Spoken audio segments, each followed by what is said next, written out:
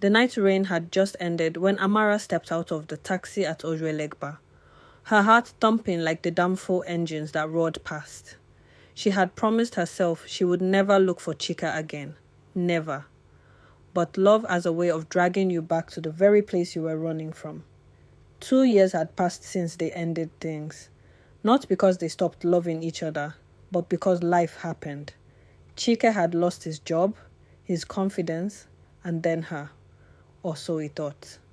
Amara's parents insisted she deserved someone more stable, someone who could guarantee her a future not tied to uncertainty. She tried.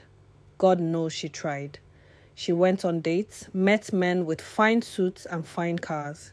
But every time one of them smiled, all she saw was Chike's dimple, the left one that only appeared when he laughed for real. Tonight, she finally gave up pretending. She walked into the small cafe where Chike used to write his music, her palms shaking. The place smelled of coffee, rain, and old memories. And then she heard it, the soft strumming of a guitar, a voice she knew even in her dreams. Chike. He looked different, older, calmer, but his eyes still held the same warmth. When he saw her, the music stopped mid-chord.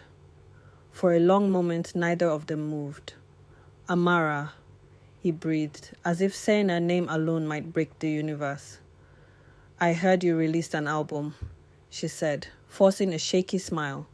He laughed lightly. I did. Track 4 is about you. Her throat tightened. I never stopped caring, Chike. I just didn't know how to fight everyone. He stood slowly, walking toward her with the careful steps of a man afraid reality might disappear. I didn't need you to fight everyone, he said softly. Just fight for us. Amara felt her eyes sting. Lagos noise thundered outside, but inside the cafe, everything went still, like the city was holding its breath. Do you still? She began. Yes, he cut in, voice breaking. I tried to move on. God knows I tried, but my heart, it didn't listen.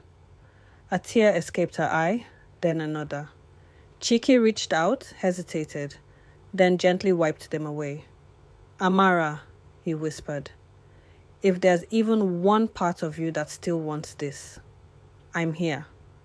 She didn't reply with words. She simply stepped into his arms, the place she had been aching for since the day she left. His embrace felt familiar. Safe, like home after a long journey. Outside, traffic blared and hawkers shouted, but inside, 2 stubborn hearts finally stopped running. Because sometimes love doesn't fade, sometimes it simply waits.